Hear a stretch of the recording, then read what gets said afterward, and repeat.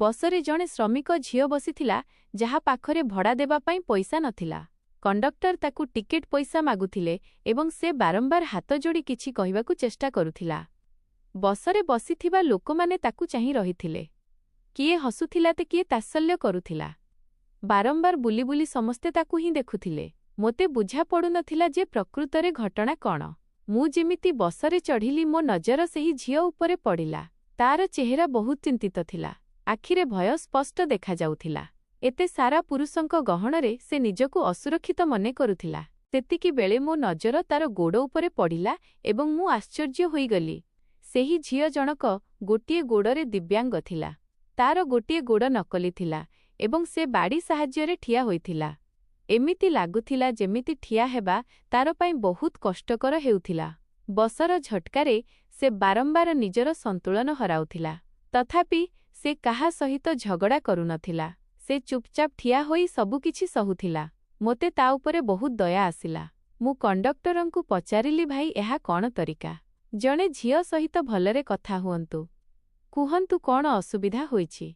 Conductor मोते पूर्वरु जानिथिले। मु प्रतिदिन एही बसरे जिबा आसिबा करुथिली।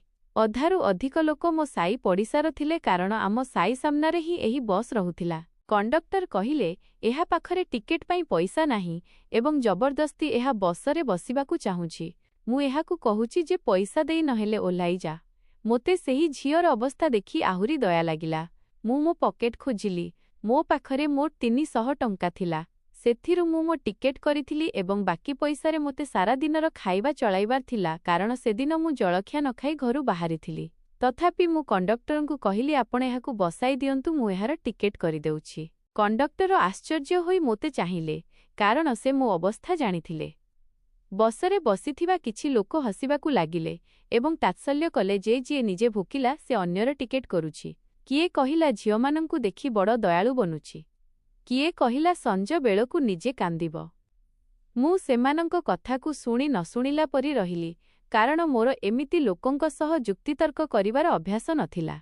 कंडक्टर मोर एवं सेही झियो टिकेट करिदेले एवं सेही झियो जाई सीटरे बसिला। से मोते चाहिला एवं धीर स्वररे धन्यवाद कहिला। बस आगकू बढ़िला किंतु लोकंकर एहिपरी कथा एबे मध्य चलिथिला। मोते खराप लागिला किंतु मनरे शांति थिला जे मु जणे असहाय व्यक्तिंकु साहाय्य कली। किछि समय परे बस सेही स्थानरे अटकिला जेउठारे मोते ओह्लाइबार थिला। आश्चर्यर कथा थिला जे सेही झियो मध्य सेही स्थानरे ओह्लाइला। से ओह्लाइबा समयरे पुणी थरे मोते धन्यवाद जणाइला एवं निज पर्सरु एक छोट कागज खंड बाहर करी मो आड़कू बढ़ाइला। मु पचारिली एहा कौन। से कहिला मो पाखरे देबा पई आउ किछि नाही किंतु जेतेबेले आपण बहुत असहाय होइजिबे एवं कोनोसी रास्ता देखाजिबो नाही सेतेबेले एहाकू खोली देखिबे। मु हसी देई सेही कागजटीकू पकेटरे रखिली एवं निज कामकू चालीगली। मोते बहुत जोरे भूख लागुथिला किंतु मनरे एतिकी शांति थिला जे जणे आवश्यकीय व्यक्तिंकू साहाय्य करिछि। मु जेउ दुकानरे काम करुथिली सेठारे बस्ता उठाई गाडीरे लोड करिवार थिला। काम बहुत परिश्रमर थिला। किछि समय मध्यरे मो हाथ गोड़ बिंधिबाकू लागिला। सेतिकी बेले एक बड़ गाड़ी आसी अटकिला। किछि लोक ओलाई बिरियानी पैकेट बांटिबाकू लागिले। सेमाने मोते मध्य एक पैकेट देले। मु हाथ धोई खाइबा आरंभ कली एवं मने मने भगवानंकू धन्यवाद जणाइली। मोर विश्वास थिला जे जदि मनीष सच्चोट मनरे काहाकू साहाय्य करे तेबे भगवान ताकू भोकिला रखंती नाही। संध्या बेले मजूरी मिलिला तेणु मु प्रतिदिन परी रुटी एवं पनीपरिबा धरी घरकू चालिली कारण घरे मु मा एवं भौणी मोर अपेक्षा करिथिले। आम घर कंचा थिला। प्रायतः विद्युत रहुनथिला। मा हाथ बिंचणारे पवन करुथिले। भौणी पाखरे बसी सिलेई करुथिला। मु मने मने भाबिली जे दिने मु एमानंकू सबु सुख देबी। परिस्थिति जेते खराब हेले मध्य मु केबे हार मानिबी नाही। सेदिन रातिरे मु बहुत समय पर्यंत सोई पारिली नाही। मा एवं भौणी दुहे खाई सोई पड़िले किंतु मु सोई पारु नथिली। मुंडरे सेही बस घटना घुरी बुलुथिला। सेही झियो तार चेहरा तार असहायता एवं लोकंकर खराब व्यवहार बारंबार आखि सामनाकू आसुथिला। पकेटरे रहिथिबा सेही चिठी कथा मध्य मने पड़िला किंतु मु ताकू बाहर करी देखिली नाही कारण मोते लागिला से निजे जणे गरीब श्रमिक थिला। से मोर कोन साहाय्य करि परिबो। सकाळ हेबा मात्रे मु पुणी काम संधानरे बाहारिली।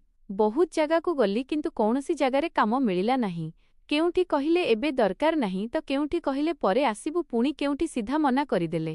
ଦିନ ପରେ ଦିନ ବିତିଗଲା, ପରିସ୍ଥିତି ଆହୁରି ଖରାପ ହେବାକୁ ଲାଗିଲା। କେବେ ମଜୁରୀ ମିଳୁଥିଲା ତ କେବେ ଖାଲି ହାତରେ ଫେରିବାକୁ ପଡୁଥିଲା। ମାଙ୍କ ଦେହ ମଧ୍ୟ ଅସୁସ୍ଥ ରହିବାକୁ ଲାଗିଲା।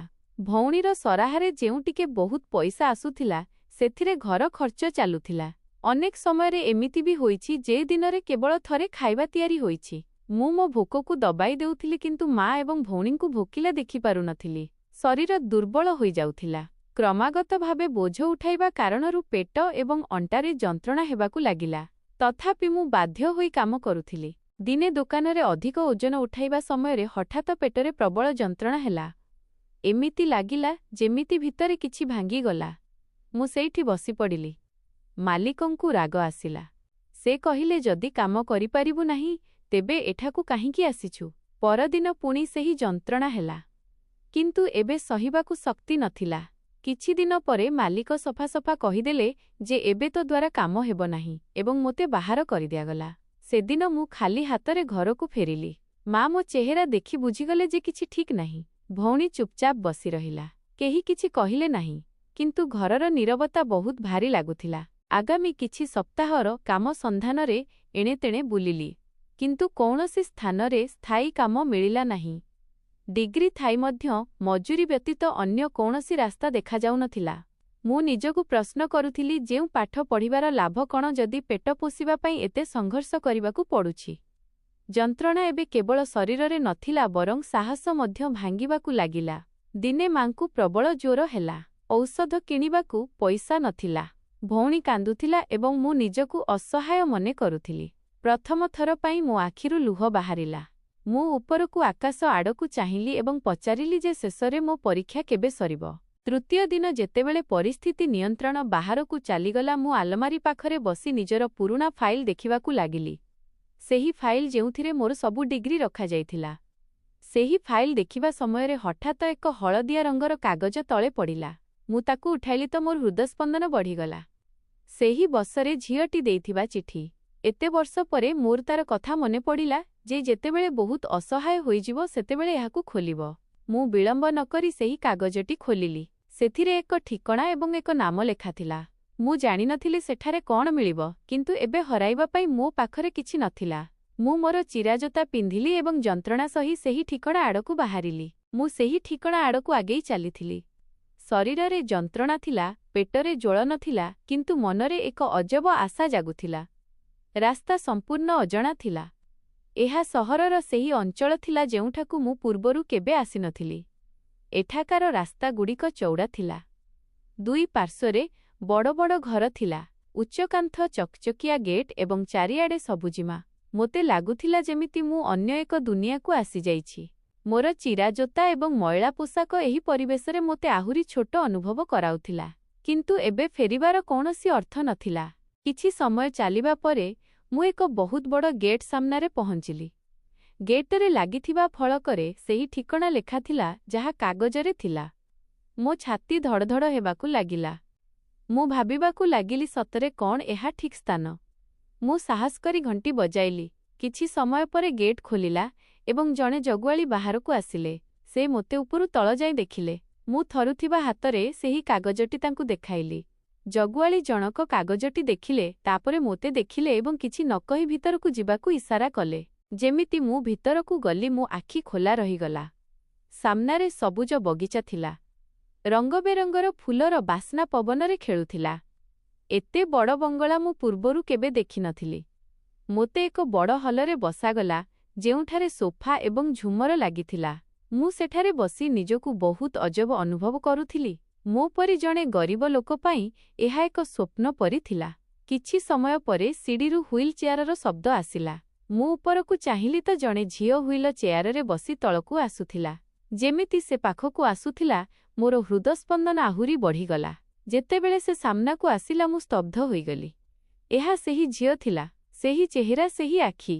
କିନ୍ତୁ ଏବେ ତାର ଚେହେରାରେ ଅସହାୟତା ନୁହେଁ ବରଂ ଆତ୍ମବିଶ୍ୱାସ ଥିଲା। ସେ ମୋତେ ଦେଖି ହସିଲା ଏବଂ କହିଲା, ମୁଁ ଜାଣିଥିଲି ତୁମେ ଦିନେ ନିଶ୍ଚୟ ଆସିବ। ମୁଁ ମୋ ଜାଗାରୁ ଠିଆ ହୋଇଗଲି ଏବଂ କିଛି କହିପାରିଲି ନାହିଁ। ମୋ କଣ୍ଠରେ ଯେମିତି ଶବ୍ଦ ଅଟକିଗଲା।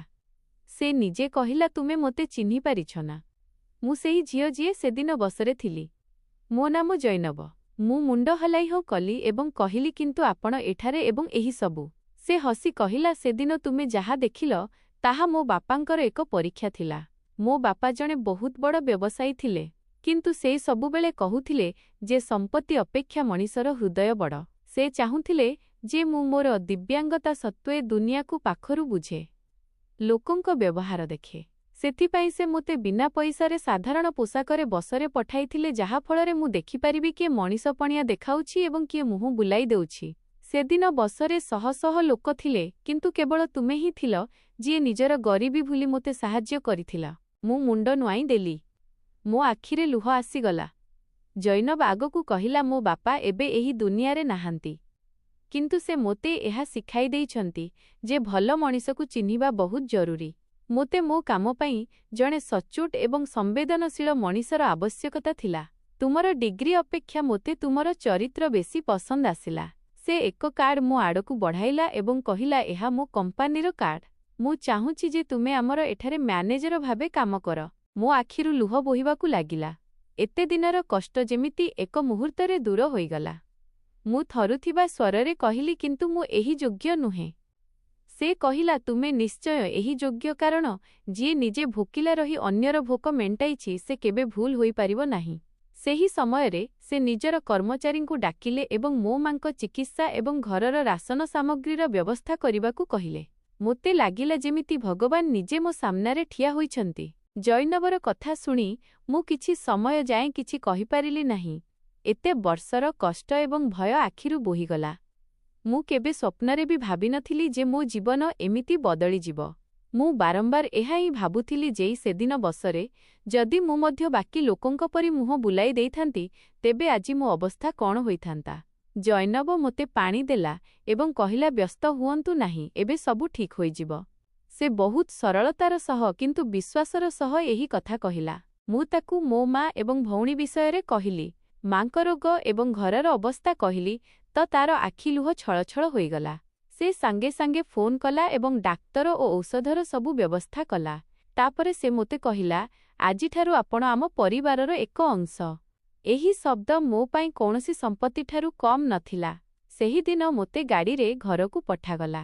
ଯେତେବେଳେ ମୁଁ ମୋ ସାଇରେ ସେହି ଗାଡ଼ିରୁ ଓହ୍ଲାଇଲି ପଡ଼ୋଶୀମାନେ ଆଶ୍ଚର୍ଯ୍ୟ ହୋଇ ଚାହିଁଲେ। ସେହି ଲୋକମାନେ ଯେଉଁମାନେ କେବେ ମୋ ଗରିବୀକୁ ଦେଖି ହସୁଥିଲେ ଆଜି ଚୁପଚାପ ମୋତେ ଦେଖୁଥିଲେ। ମୁଁ ସିଧା ଘର ଭିତରକୁ ଗଲି। ମା ଶୋଇଥିଲେ ଏବଂ ଭଉଣୀ ପାଖରେ ବସିଥିଲା। ଡାକ୍ତର ଏବଂ ଔଷଧ ଦେଖି ମାଙ୍କ ଆଖିରେ ଲୁହ ଆସିଗଲା। ସେ ମୋ ମୁଣ୍ଡରେ ହାତ ରଖି କହିଲେ ପୁଅ ଭଗବାନ ତୋତେ ଖାଲି ହାତରେ ଫେରାଇ ନାହାନ୍ତି। ସେଦିନ ରାତିରେ ପ୍ରଥମ ଥର ପାଇଁ ଆମ ଘରେ ଶାନ୍ତିରେ ନିଦ ହେଲା। ପରଦିନ ମୁଁ ଜୈନବଙ୍କ କମ୍ପାନୀରେ ପହଞ୍ଚିଲି।